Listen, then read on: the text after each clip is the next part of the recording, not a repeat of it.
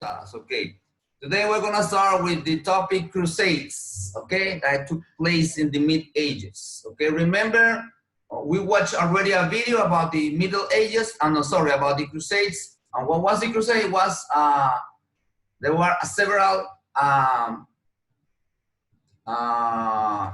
invasions that the Catholic Church tried to go to Holy Land in order to recover Jerusalem. Why? Because Jerusalem was taken by the Turkish people, the Islam, and they said that those area belongs to them, and they take over that area, and they said that nobody else is won't be able to be here or visit this area. So they took that Holy Land, and when all the pilgrims came back to Europe and let the church know what happened, then the church they got worried, they got concerned, and they tried to they had a meeting with the nobles and tried to recover that area that belongs to the Catholic Church.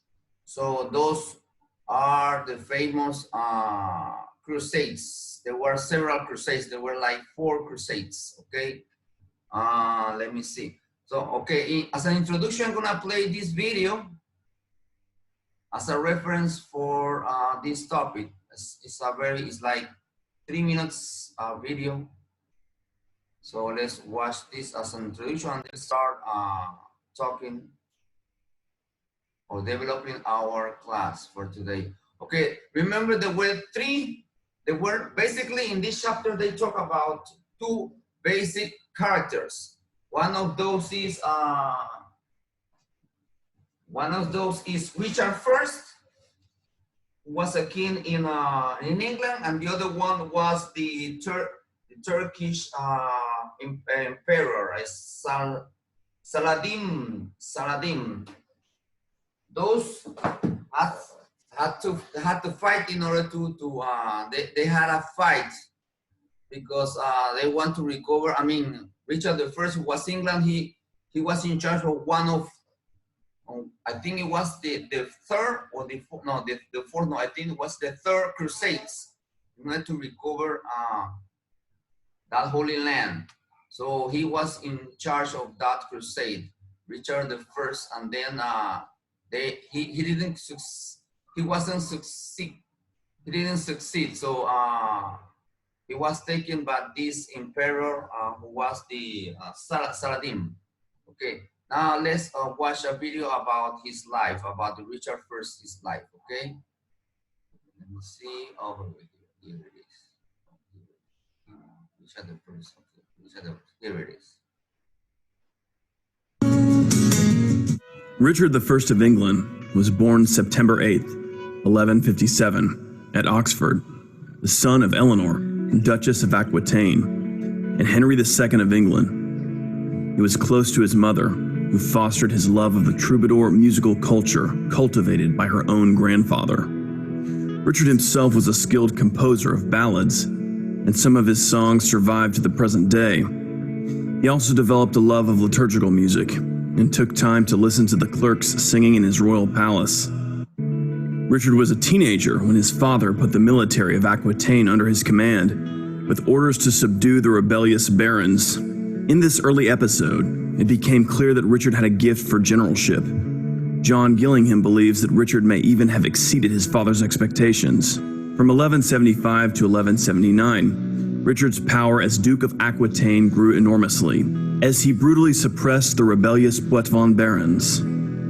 Tensions between Henry II and his sons broke into open warfare on several occasions.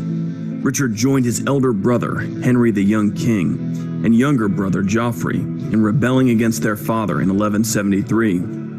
In the late 1180s, Richard allied with Philip II of France against Henry II. On his father's death in 1189, Richard gained the English throne and all of the continental Angevin territory.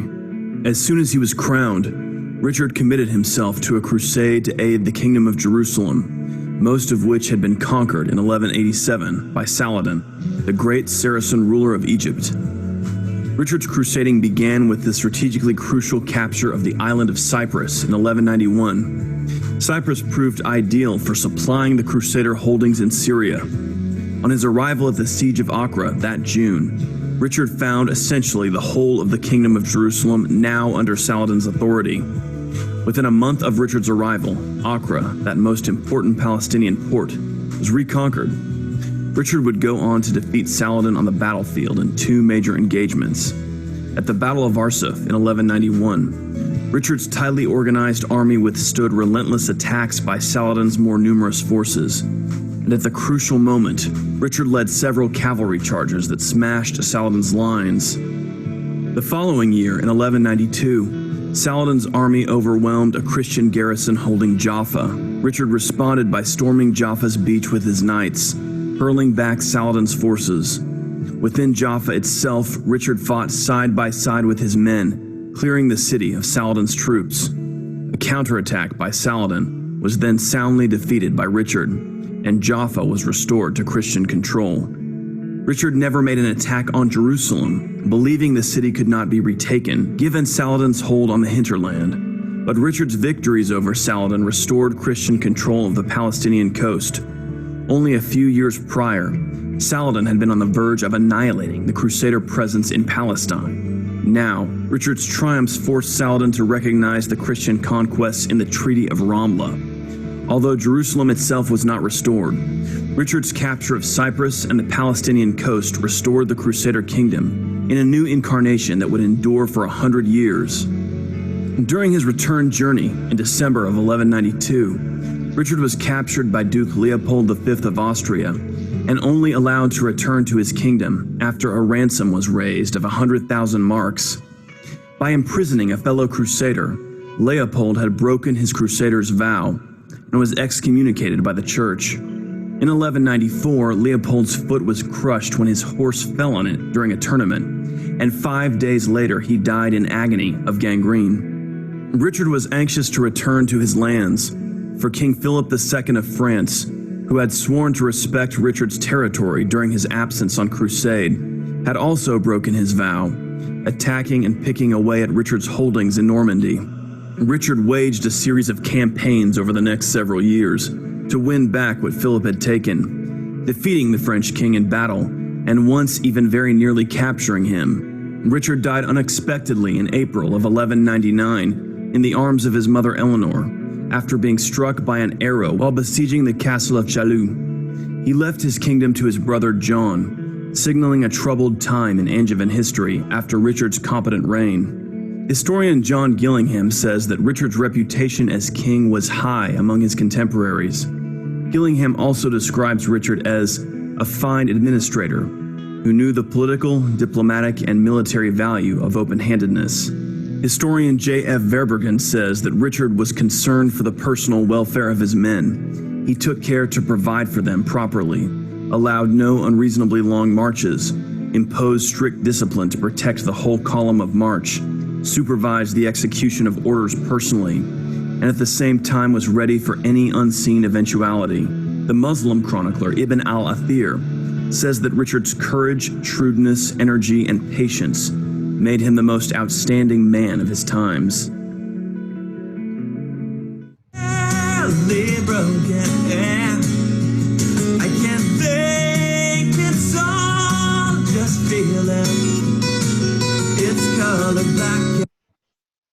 Hey guys, this is the video, the introduction of this class. Now let's go. Remember who was what's the name of this guy? Richard First, who was his mother. Remember we studied in previous section number 3, feudalism and minor life. Remember we mentioned a woman's name. Her name was Eleanor of Aquitaine. Remember that name? Well, she was his mother.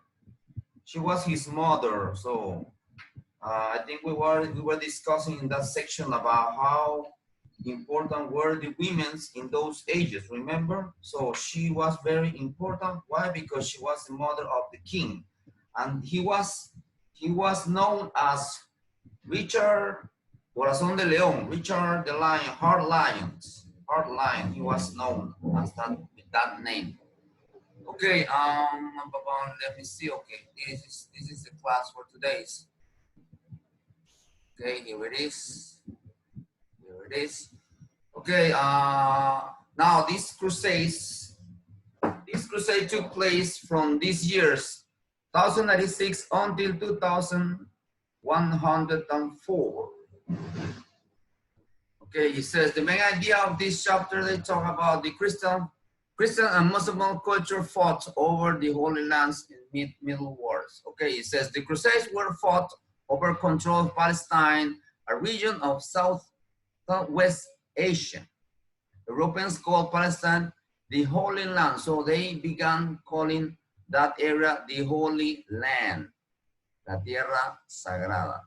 Okay, still Samudio, I don't know, he's having some problems. Okay, now Crusades. Why? Okay, the causes about the Crusades. I think that question is one of the assessment questions. Okay, one of those is for many years Palestine had been in hand of Muslims. Okay, they were in charge of that area in general. The Muslims did not bother. They didn't care that the Christians were visit that area. They didn't care if they visit. So, but there was something by the late of thousand years, a group of Turkish Muslims entered the area and captured the city of Jerusalem, and now they took all the pilgrims and asked them to return to Europe. And they spoke with the Catholic Church. All the pilgrims, they had to be removed from that area, and so they went back to Europe and they talked to the Catholic Church saying what happened in that area. Next. Okay, what caused the crusade? Okay, here is some extra information around. Okay, at the end of 1095, a new group of Arabic, the Turkish Muslims, took control of Jerusalem. They were not tolerant of Christians or began to ill-treat them. So they mistreated them. They closed the city of Jerusalem and Christian pilgrims and robbed, tortured, massacred Christians that were there. Now, this famous Pope II, called for a crusade. He was the first one who called the Crusades to request of Byzantine hero Alexander Comnenus. Okay, the call to army. Now he challenged Europe's kings and nobles. So he gathered this Pope. He has a meeting with all these people, the kings and the nobles, to quit fighting. Why? Because in those years they were fighting over lands in Europe, and they asked them to stop fighting because the Catholic Church has been threatened by the Muslims. So them and fight together against the Turkish. In response, people joined the Pope's army by the thousands. A lot of people decided to go to fight. And they used this sign. This sign is like a red cross. It's like a red cross. It's they saw a cross into their clothing to show that they were fighting to God. In fact, the word crusade comes from the Latin word mark with a cross. As they marched over the war, the crusade yelled their rallying, "God wills it." God wills it. Okay. Let's move on. The first crusade. Now, remember there were 4 crusades. Now, the first crusade, it says, the first crusade, it was about 5,000 crusaders left Europe from the Holy Land, for the Holy Land, sorry, in 1096. Some of the first ones to set out were peasants, not soldiers. Remember, the peasants were not soldiers, or they didn't know anything about army. So, and why did they decided to go? Because the Pope says, okay, if you go and fight with us, you will be able to go to heaven. So, because remember, in those years, everybody respect the holy, the Catholic Church. So they decided to go and fight in order to earn this privilege that was to enter to heaven. Okay, so Turkish troops killed most of these untrained because they didn't have any kind of training about fighting. So poorly equipped peasants before they even reached the Holy Lands. So it was a massacre. Almost all those people died, almost those, but not all of them.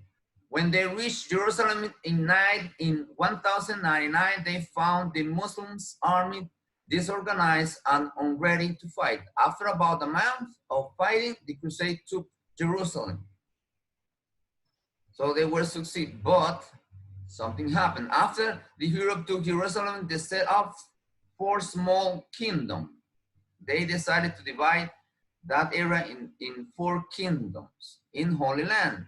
The ruler of this kingdom created lords and vassal system. So the same, remember the same system that we have, the feudalism? So they create something like that in that area.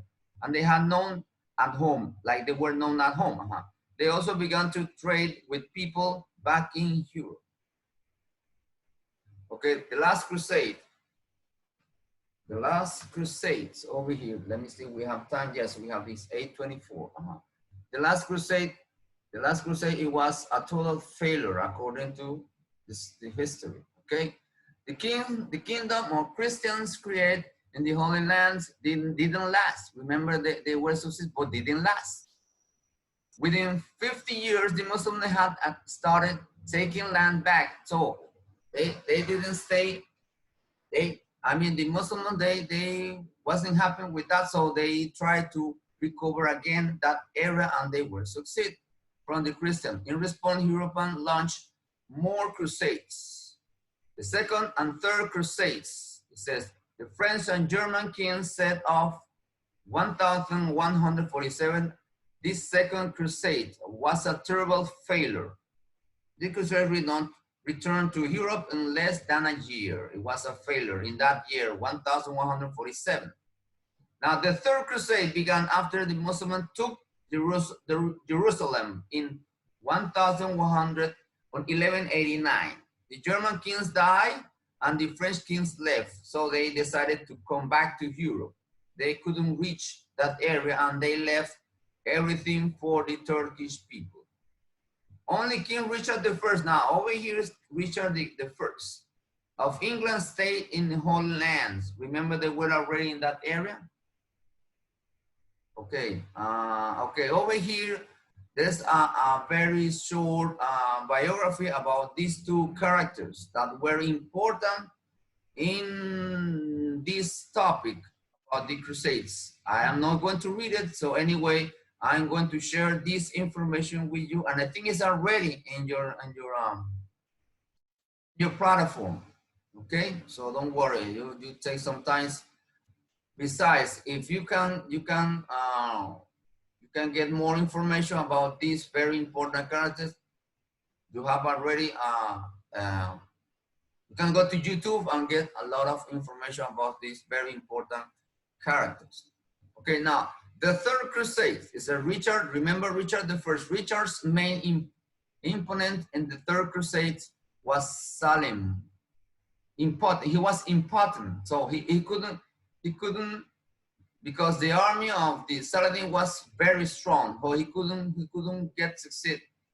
He wasn't succeed when he fought with Muslim forces. Okay. Known as the Saladin the Great, who was a brilliant leader.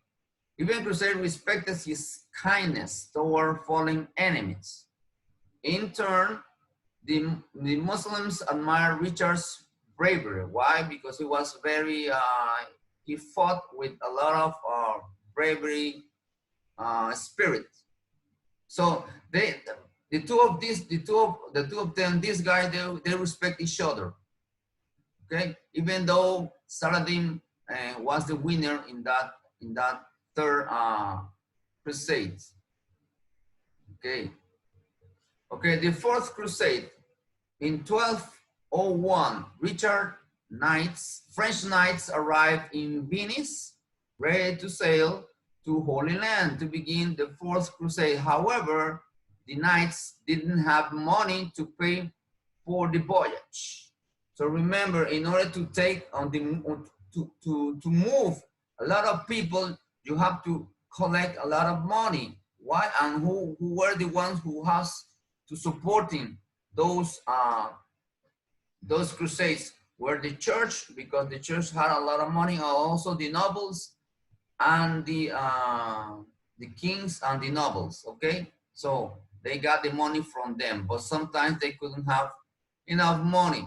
So for the payment. So the Venetian asked the knights to conquer Zara. Zara was an area that belongs to Venice, and they asked them, okay, if you invade this area and you return it to us, then we're gonna give you some money. And that's what they did.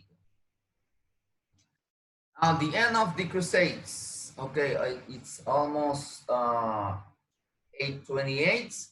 And I think we have to stop right here, guys. I will continue the next class. Remember, the class is only 30 minutes. 30 minutes.